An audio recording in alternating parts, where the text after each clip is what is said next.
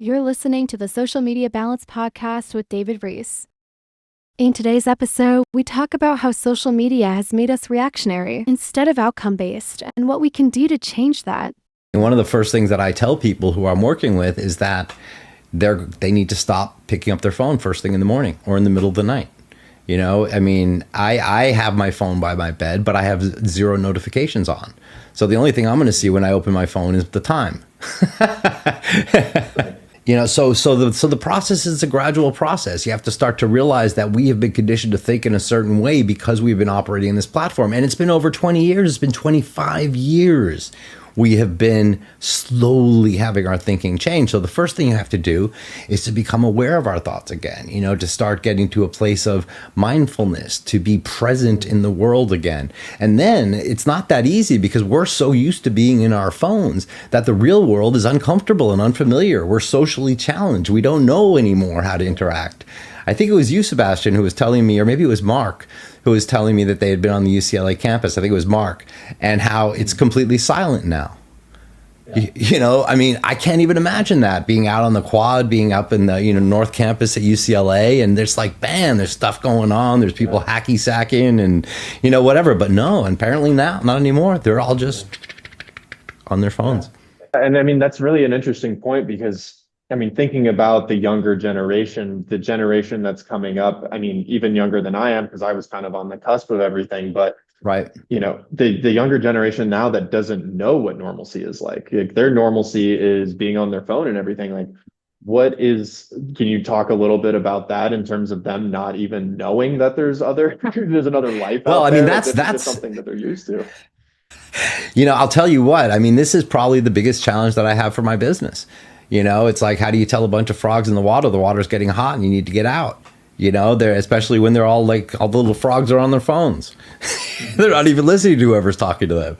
Right. So the first thing, and I do see a tide shift. I do see things slowly starting to change. There's a lot more awareness in Europe. Phones are being banned more and more in different environments, in cafes and restaurants. They're in workplaces. It's becoming more and more regulated. So there is a movement. There is a bit of a tide change to saying, okay, well, all this phone activity isn't good, but nobody knows what to do. We've all forgotten how to think and how to operate in the world. We're not even conscious of what goes on. And I'll give you an example. Like if you're, and this is not an internet example. This is just a life example. Like, let's say you're driving, right? You're driving on the freeway and somebody cuts you off. It's happened to all of us, right? Somebody cuts you off. Well, you're going to have some reaction to that. Right? You could, say, have a nice day and let them go on their way. You could pull up next to them and, give them the finger and, have something to say. Of course, it's a little dangerous here in LA where people have a lot of guns. Sure, probably don't want to be doing that around here. Right? You could be in a high-speed chase on the freeway because somebody cut you off and you didn't consciously think about what you wanted from that outcome. So what people don't realize is that something happened, right? Somebody cut you off. Data came in. You had a thought. Oh shit! Somebody cut me off. And then from that thought, you had a feeling. I got scared. And then the scared goes to, that bastard did it on purpose. He tried to kill me. And then I take an action. I decide to go try and kill them. And we don't even think about it. It just all happens in a split second because we're not used to thinking about our own thoughts.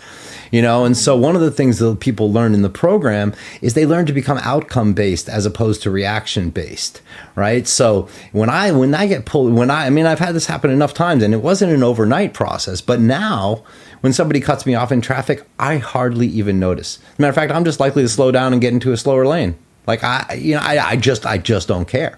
But the reason that I don't care, and it took a lot of work to not care, is because the outcome that I want is to get wherever I'm going peacefully, not triggered, not in fight or flight, not angry, because that triggered anger could last an hour, a day. You could be pissed off about that. Right. So I teach people to be outcome based as opposed to reactionary.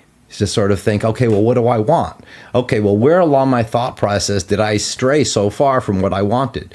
Because I can say to you right now, oh yeah, well, when I get cut off in traffic, I want to have a nice peaceful day and not get engaged. But when it happens, a completely different thing might happen. So it's a matter of training people, again, to get used to the idea of thinking for themselves, to realize that they're reacting to situations, to minimize the input of the dangerous things, and I don't know if this is a good moment, but I'll tell you there are 5 primary effects to social media, psychologically and physiologically, right? The first one of them is that it is based on our survival mechanisms.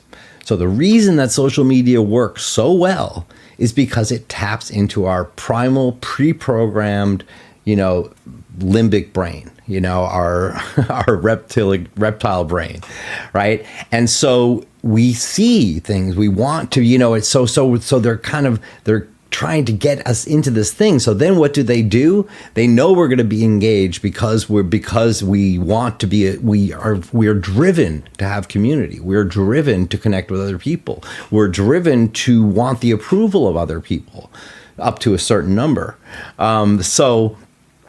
So what ends up happening is that we are sort of tricked. And once we're there, then what happens is they use whatever they can do to motivate behavior. And motivating behavior, what is the strongest thing that we can do? Fear. So social media platforms intentionally trigger strong emotions, specifically fear. I mean, FOMO is not just a slogan. They are intentionally looking to try to develop this fear of missing out. Oh, who called, or what party did they go to, or who did this with so and so, and they did that and they said that. You know what I mean? Like, we are designed to do it. So what they do is they trick us into fear. So this is the second thing that happens. First of all, they get in with the primal stuff. Then they're constantly stimulating fear. And fear is not something you want to be stimulating, because if you trigger it enough, you will trigger fight or flight. Because our brain doesn't know the difference between some girl we like on Instagram who told us to go bite ourselves and a tiger on the horizon. Our brain can't separate those two things. It's the same to us. So when that person is somehow offends us in social media, we go into fight or flight. Well, what happens when you go into fight or flight? Adrenaline is pumped in, neoepinephrine is pumped in, cortisol, the GABA, you've just got all of these chemicals, these neurochemicals flooding our brains, preparing us for fight or flight, which is great if we need to run, which is great if we need to get out of there or fight, but it's terrible if we want to think. Because the first thing you lose in fight or flight is really the ability to think. You are reacting. That primal brain has taken over and said, get me out of here, we're going to die, right? That very strong survival instinct that we have to survive, to procreate, to carry on as a species. And then the next thing that it does is it forces us to multitask. We don't think about multitasking. It used to be cool multitasking. Oh, yes, I'm going to multitask and, I can do this and I can do this. Well, it's bullshit. Multitasking doesn't work. It's a myth. Our brains are only designed to deal with one thing and one thing at a time. And if we decide that we're going to try to deal with 2 different things at a time, it takes actually more energy in our brains. And you can go online and find brain scans of this. You'll see that it takes more energy to switch back and forth to the 2 topics than you're spending on either of the things. And what they found, research in Stanford, at Harvard, everywhere, is they're finding that the work that's produced while multitasking is lower quality, period. Mm-hmm. And it's no faster, it takes longer. And neither 5 things get the attention they deserve. As a matter of fact, they found that something even as simple as texting while you're watching television, so the simplest possible multitasking you could do, reduces your IQ by about 20 points, which gives you the IQ of about an 8-year-old. Lovely. Yeah. So this is what happens when you're on social media all the time. And now, of course, there's even, there's a lot more stuff about brain density. There's neural pathways aren't being created. I think I've mentioned this to you before, but one of the really dangerous things about social media is, and for our brains, is that we are, instead of operating in a full multi-dimensional world where we feel the wind against our skin and we smell the cookies cooking at somebody's house, or smell the coffee in front of us, or smell the pheromones of the person sitting next to us and feeling the shade under a tree or the sunlight on our face. Instead, we're interacting with a two-dimensional world. Well, guess what? A two-dimensional world has a lot less data than a full three-dimensional world. And because of that, we have less neurons. Our brain density has been lowered. Now, apparently it is reversible from what I've heard, but to reverse it, guess what you have to do? Stop using social media. And they do say that it can reverse as quickly as 72 hours, a lot of the damage.